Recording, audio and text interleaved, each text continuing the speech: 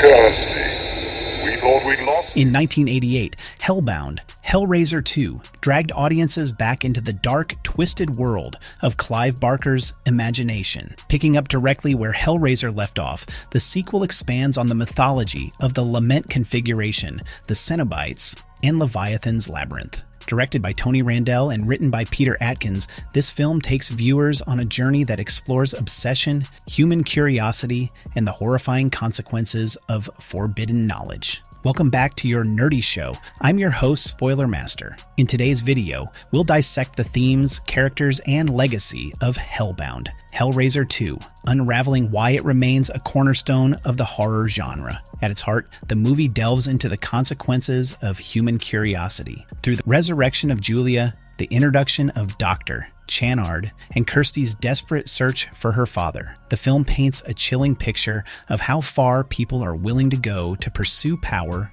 revenge, and love.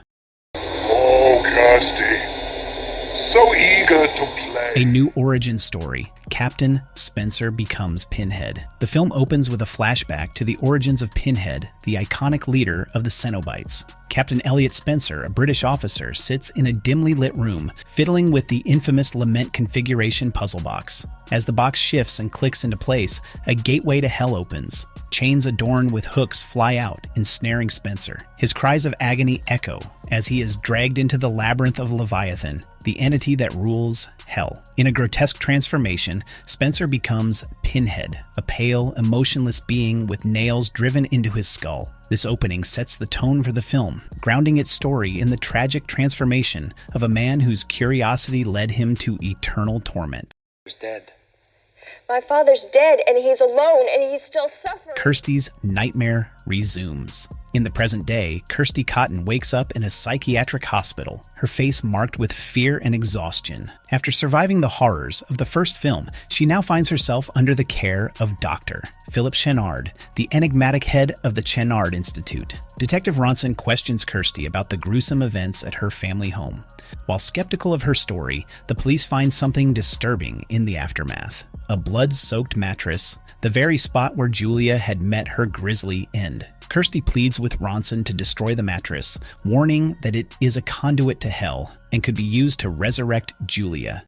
The doctor, is he? Dr. Channard's obsession. Unknown to Kirsty, Dr. Channard is not the benign figure he appears to be. For years, he has studied the Lament configuration and the mysteries of hell, driven by an obsessive desire to unlock its secrets. When he learns about the mattress, Channard sees it as an opportunity to delve deeper into the realm of the Cenobites. Channard's assistant, Kyle McRae, begins to suspect that his mentor's intentions may not be entirely ethical. His suspicions are confirmed when he witnesses Channard performing a horrific experiment at his home.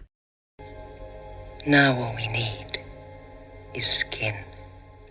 Julia's grisly resurrection. In one of the most disturbing scenes of the film, Channard brings a mentally ill patient to his home. The man, tormented by hallucinations, believes he has insects crawling beneath his skin. Channard provides him with a blade, allowing the patient to mutilate himself on the mattress. The blood activates the mattress's power, and Julia emerges skinless and dripping with gore. Julia, now a grotesque shell of her former self, demands more victims to regain her strength and appearance. Channard obliges, luring patients from his hospital to feed Julia's hunger. As she consumes their life essence, her skin regenerates, and she becomes the seductive, dangerous woman she once was.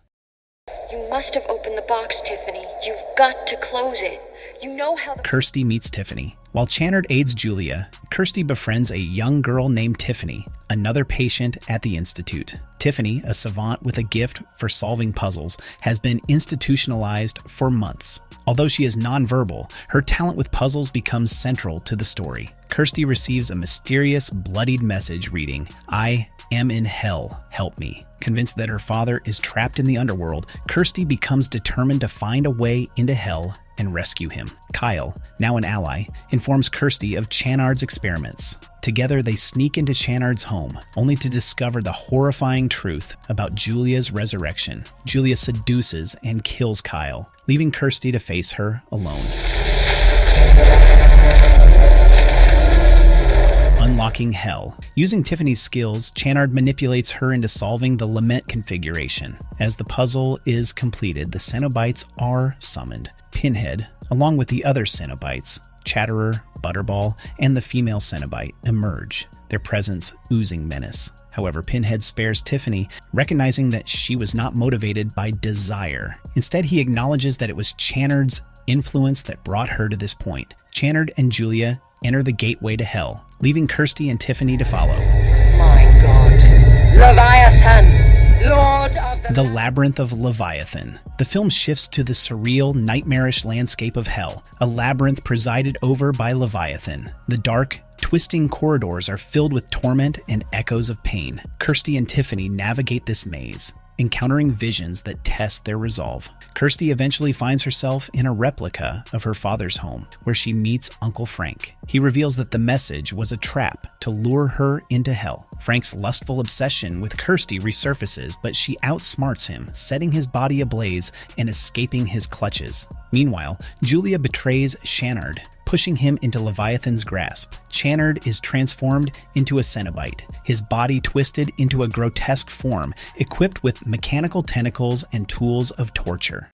Such a shame. No more delays, Kirsty. Rebellion of the Cenobites. As Kirsty and Tiffany wander through Hell's labyrinth, they find themselves face to face with Pinhead and his Cenobite entourage. Butterball, Chatterer, and the female Cenobite, Kirsty, armed with a piece of their forgotten past, confronts Pinhead directly. She produces a photograph of Captain Elliot Spencer, the man he once was before becoming a Cenobite. The sight of the photograph stirs something deep within Pinhead, triggering fragments of buried memories. Slowly, the other Cenobites also begin to recall their human origins. Kirsty uses this moment of vulnerability to remind them of their humanity, pointing out that they were not always servants of Leviathan, nor creatures of torment. This revelation causes a shift in the dynamic. The Cenobites, once figures of unwavering menace, now appear conflicted. Their allegiance to Leviathan falters as the weight of their lost humanity begins to take hold. For the first time, they question their roles as agents of pain and chaos. However, their rebellion is short-lived. Channard, now fully transformed into a Cenobite by Leviathan, arrives in his monstrous new form. Towering over the others, he is equipped with mechanical tentacles and instruments of torture, his appearance a grotesque blend of flesh and machinery. Channard is relentless, embodying a force of pure destruction. A battle ensues between Channard and the Cenobites. Despite their awakening humanity, the original Cenobites are no match for Channard's newfound power. One by one, he annihilates them in brutal fashion, reducing them to their human forms before their deaths. Pinhead, now reverted to Captain Spencer, gives Kirsty one last glance, a bittersweet smile of recognition and gratitude, before Channard ends his life. The rebellion of the Cenobites, while ultimately unsuccessful, serves as a powerful reminder of the humanity buried beneath even the most monstrous exteriors. Tiffany, I see now. It's a puzzle, isn't it? Solving the final puzzle. With the Cenobites defeated, Kirsty and Tiffany are left to face Channard alone. The labyrinth of Leviathan grows more chaotic as the boundaries between hell and reality begin to collapse. Amid the chaos, Tiffany realizes that the entire labyrinth is a puzzle to be solved, much like the lament configuration itself. As Channard pursues them through the crumbling maze, Tiffany approaches the central structure of Leviathan, now illuminated by beams of black light radiating from its core. Despite her fear, she begins to work on the configuration, her hands moving with precision and determination. Channard, intent on stopping her, uses his mechanical tentacles to attack. Kirsty intervenes, creating a distraction by appearing in the guise of Julia, wearing her skin like a macabre disguise. This shocking act momentarily halts Channard, who is taken aback by the sight of what he believes to be his former accomplice. As Channard focuses on Kirsty, Tiffany continues to solve the puzzle. The labyrinth begins to react, its walls shifting and contorting as Leviathan's grip weakens. Channard quickly realizes what is happening and turns his wrath on Tiffany, but it is too late. Tiffany completes the puzzle, reversing the lament configuration. The labyrinth begins to collapse, and Leviathan's power wanes. Chenard, tethered to Leviathan by his transformation, is caught in the implosion. A final dramatic moment sees one of his mechanical tentacles turn on him, decapitating him in a gruesome display. His reign of terror is ended. Kirsty and Tiffany, exhausted but alive, escape the collapsing labyrinth as the gateway to hell closes behind them. Nonsense. It's you! The haunting conclusion. Back in the human world, peace seems to have returned. Kirsty and Tiffany walk through the halls of the Channard Institute, their ordeal seemingly over. However, the horrors they faced in hell have left a lasting mark, and the air remains thick with unease. Elsewhere, two movers are tasked with clearing out Channard's belongings. They enter his office, where they discover the blood-stained mattress that started it all. As one mover inspects the mattress, he is suddenly attacked by its supernatural force. His screams echo as blood splatters across the room, and his body is consumed. From the mattress rises a grotesque pillar, spinning slowly to reveal horrifying sights. The pillar is adorned with the faces and bodies of those who have been consumed by the forces of hell. Among them are Pinhead, his face frozen in agony, and Julia, her visage twisted in deathly beauty. As the pillar completes its rotation, a final chilling image appears. The face of the enigmatic merchant from the first film. His lips curl into a sinister smile as he asks a familiar question. "What is your pleasure, sir?" This ending leaves viewers with a sense of unease, suggesting that the horrors of hell are far from over. The lament configuration and its dark promises remain in the world, ready to claim new victims. The film concludes with the haunting realization that desire and curiosity will always lead some to seek the forbidden, no matter the cost. Take your best shot, Snow White.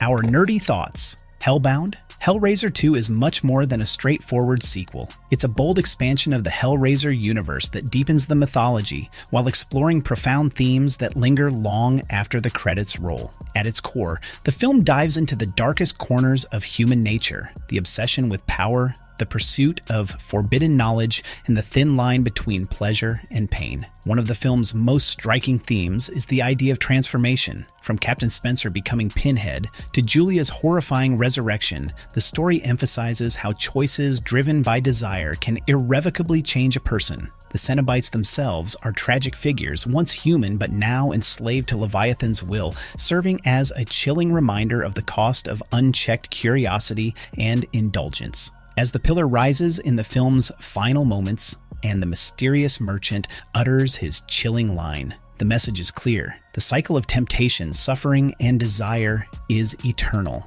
And for those willing to seek it out, hell is always ready to answer. Thank you for watching. And if you're as captivated by the twisted world of Hellraiser as we are, don't forget to like, share, and subscribe. Let us know in the comments what you think of Hellbound Hellraiser II, and which moment left you with chills. Until next time, remember, some doors should never be opened.